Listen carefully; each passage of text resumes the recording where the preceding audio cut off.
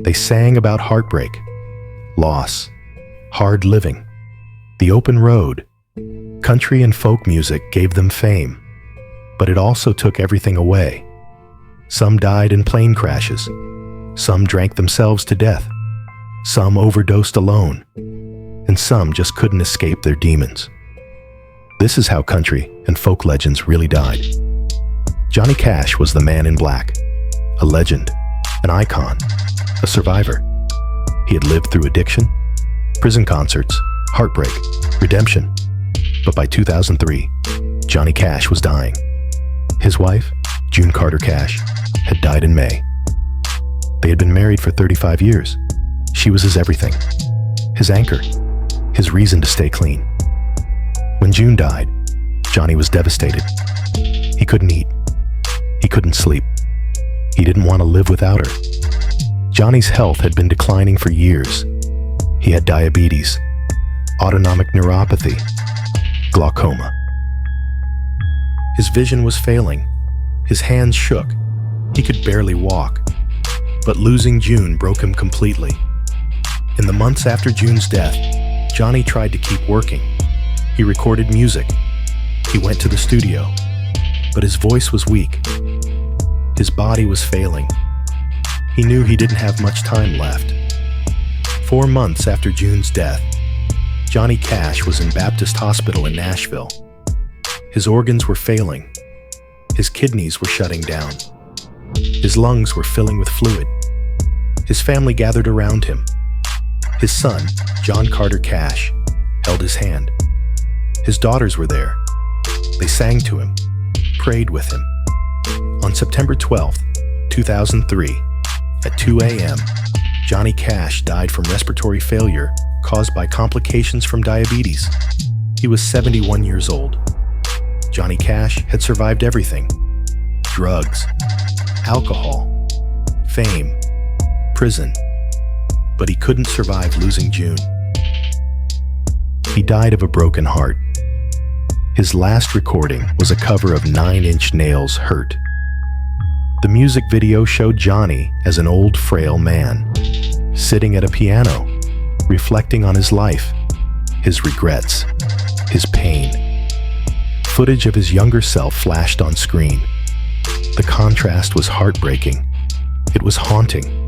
It was beautiful. It was his goodbye. Johnny Cash is buried next to June Carter Cash in Hendersonville Memory Gardens in Tennessee. Their graves are side by side, together forever. Fans leave flowers, guitar picks, letters. Johnny Cash's legacy lives on, but the man is gone. Hank Williams was the king of country music. He wrote songs about pain, loneliness, drinking, cheating, heartbreak, because he lived it. Hank was an alcoholic, a drug addict. He had chronic back pain from a spinal condition called spina bifida occulta. The pain was constant, unbearable. He took morphine, chloral hydrate, anything to numb the pain. By 1952, Hank Williams was a mess. His marriage to Audrey Shepard had fallen apart. She had filed for divorce. He had been fired from the Grand Ole Opry for showing up drunk.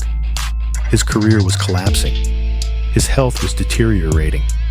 But he kept performing. He had to.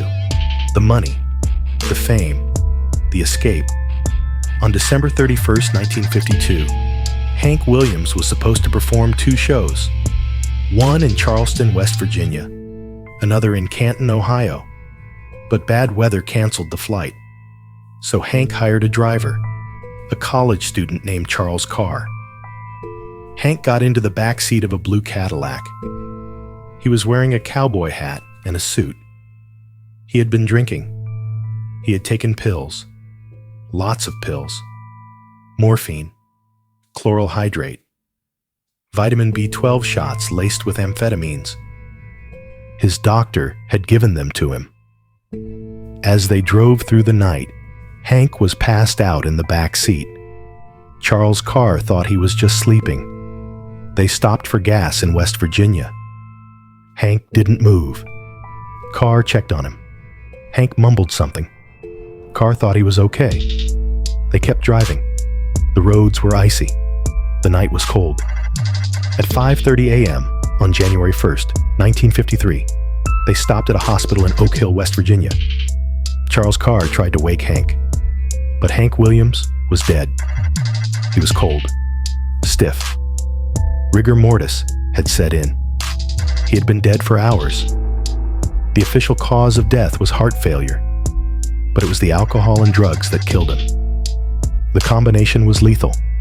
Hank Williams died alone in the back seat of a car. On New Year's Day, he was 29 years old. His last recording was, "I'll never get out of this world alive." He didn't. Hank Williams is buried in Oakwood Cemetery Annex in Montgomery, Alabama. His grave is marked by a large marble monument. Fans visit every day. They leave flowers, whiskey bottles, guitar picks. Hank Williams died young, but his music lives forever. Patsy Cline was one of the greatest voices in country music. She had hits like Crazy, I Fall to Pieces, and Walking After Midnight. She was a star, a trailblazer, one of the first female country singers to cross over to pop music. But Patsy Cline had survived death before. In 1961, she was in a car accident. Her car was hit head-on by another vehicle. She went through the windshield. Her injuries were severe. Broken ribs, a dislocated hip, a gash across her forehead that nearly killed her. She needed extensive surgery. Doctors said she might never sing again. But Patsy survived. She recovered. She kept singing. Her voice was stronger than ever. On March 3rd, 1963, Patsy Cline performed at a benefit concert in Kansas City for the family of a disc jockey who had died in a car accident. After the show, she was supposed to fly back to Nashville, but the weather was bad. Storms, fog, low visibility. Her manager, Randy Hughes, was piloting the plane. He wasn't an experienced pilot. He had only recently gotten his license. Patsy's friends begged her not to fly. Dottie West offered to drive her home. But Patsy wanted to get home. She missed her kids. She had been on the road for weeks. So she got on the plane. It was a small Piper Comanche, 4 seats.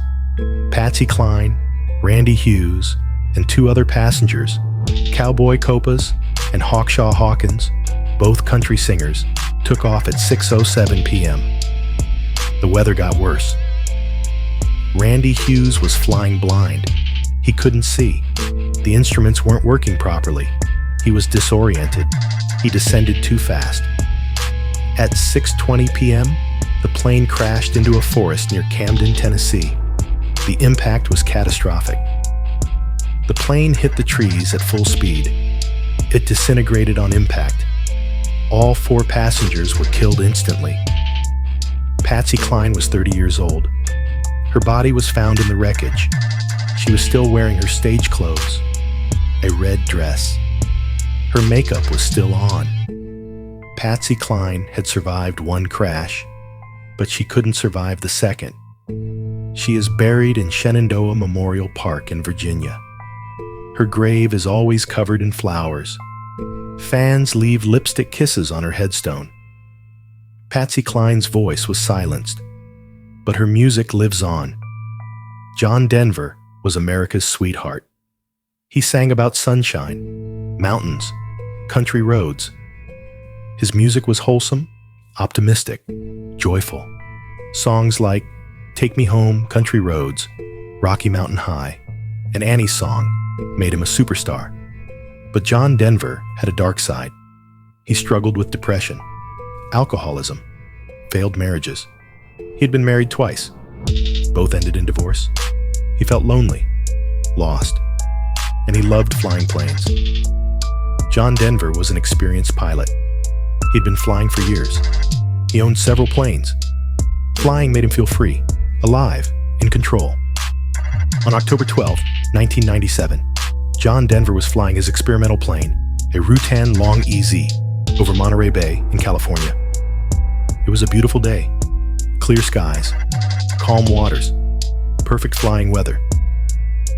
But there was a problem. The plane's fuel selector valve was located behind the pilot's seat. It was hard to reach. John Denver had to turn around and reach back to switch fuel tanks. It was a design flaw. At 5:28 p.m., John Denver's plane suddenly nosedived into the ocean. Witnesses on the beach saw the plane spiral down and crash into the water. The impact was violent. The plane shattered into pieces. John Denver died instantly. He was 53 years old. Investigators determined that John Denver had run out of fuel in one tank. He tried to switch to the other tank, but he couldn't reach the valve. He turned around, took his hands off the controls. The plane lost altitude. He panicked. He couldn't recover. The plane crashed. John Denver died doing what he loved. But it was a mistake that killed him. A design flaw. A moment of panic. His body was recovered from the wreckage. He is buried in Aspen, Colorado. His grave overlooks the mountains he sang about. The mountains he loved. John Denver's music brought joy to millions, but his life ended in tragedy. Merle Haggard was an outlaw, a rebel, a legend. He had been in prison. He had lived hard, drank hard, fought hard. But Merle Haggard survived it all. He became one of the greatest country singers of all time. Songs like Mama Tried, Okie from Muskogee, and The Fight Inside of Me made him a legend. Merle had been in San Quentin prison in the 1950s. He saw Johnny Cash perform there. It changed his life. He decided to become a musician, and he did. But by 2016, Merle Haggard was sick. He had been battling pneumonia for months. His lungs were weak. His body was tired. He had been a heavy smoker for decades. His lungs were damaged. He canceled tour dates. He tried to rest, but he kept getting worse. His breathing was labored. He couldn't perform. He couldn't even walk without getting winded. On April 6, 2016, Merle Haggard's 79th birthday, he died at his home in California. The cause of death was complications from pneumonia. His family was by his side. His wife, Teresa, held his hand. His children were there. Merle Haggard had lived a long, hard life. He survived prison, addiction, heartbreak, multiple marriages. But in the end, his body just gave out. He is buried at his ranch in Shasta County, California. His grave is simple, just like he wanted. No fancy monument, just a marker. Merle Haggard's music was about real life, hard times, struggle, and he lived every word he sang. Waylon Jennings was another outlaw. He was best friends with Johnny Cash, Willie Nelson, Chris Christopherson. They were the outlaws of country music. Rebels who did things their own way. But Waylon Jennings had a secret. He was diabetic, and he didn't take care of himself. He smoked. He drank. He used drugs for years. Cocaine, amphetamines. He was addicted. He quit in 1984, but the damage was done. By 2002, Waylon Jennings was in bad shape. His diabetes had caused severe complications. He had lost feeling in his feet. Diabetic neuropathy. He had infections that wouldn't heal. In December 2001, doctors amputated his left foot. Waylon was devastated. He couldn't perform. He couldn't walk. He was confined to a wheelchair. His spirit was broken. On February 13, 2002, Waylon Jennings died in his sleep at his home in Arizona. The cause of death was complications from diabetes. He was 64 years old. Waylon Jennings had lived fast, played hard, but his body couldn't keep up. He is buried in Mesa City Cemetery in Arizona, next to his mother. Waylon Jennings was an outlaw until the end, but even outlaws can't outrun death. Keith Whitley had one of the greatest voices in country music. Pure, emotional, powerful. He had hits like When You Say Nothing at All and I'm No Stranger to the Rain. But Keith Whitley was an alcoholic. He had been drinking since he was a teenager. He tried to quit. He went to rehab multiple times, but he always relapsed. The alcohol had a hold on him. On May 9th, 1989, Keith Whitley was at his home in Nashville. His wife, country singer Lori Morgan, was out of town performing. Keith had been sober for weeks. He was doing well. But that day, he started drinking again. He drank alone. Whiskey. Lots of it. His brother-in-law, Lane Palmer, stopped by to check on him. Keith seemed fine. A little drunk, but fine. They talked, laughed. Lane left. He thought Keith would be okay. The next morning, Lori Morgan came home. She went to the bedroom. She found Keith in bed. He wasn't moving. She tried to wake him. She shook him, called his name. But Keith Whitley was dead. The autopsy revealed his blood alcohol level was 0.47, nearly 5 times the legal limit. Keith Whitley had drunk himself to death. He was 34 years old. He had so much talent, so much potential, but the alcohol took it all away. He is buried in Spring Hill Cemetery in Nashville. His grave is always visited by fans. They leave flowers, bottles of whiskey, letters. Lori Morgan never remarried. She said Keith was the love of her life. She still talks about him, still misses him.